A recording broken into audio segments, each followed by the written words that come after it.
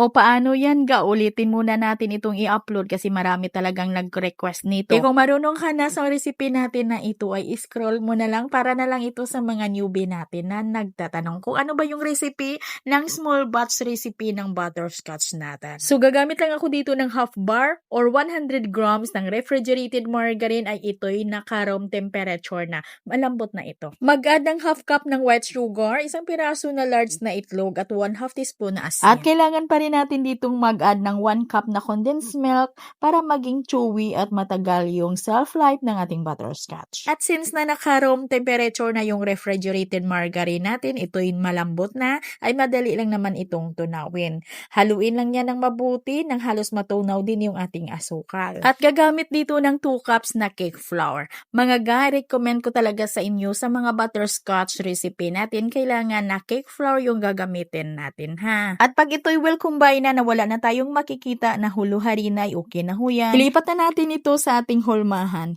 Gagamit ako dito ng 8x12x1 yung sizes nito at pagkatapos nilagyan ko ho yan ng parchment paper. Pagkatapos ay pahiran lang ng margarine para hindi kakapit. Ipantay lang natin yan ng mabuti at ito'y isa lang. I-bake natin ito sa preheated oven na 180 degrees Celsius sa 30 to 35 minutes lang. At ito'y pinalamig ko lang muna bago ko ito hiniwa. Sa bintahan dito ga, kung gawin ninyo itong pangbinta, ang bintahan naman dito'y kakadipindi sa laki ng inyong hiwa.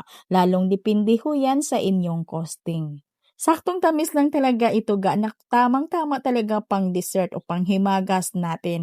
At ito'y napaka-chewy ha at siyempre masarap.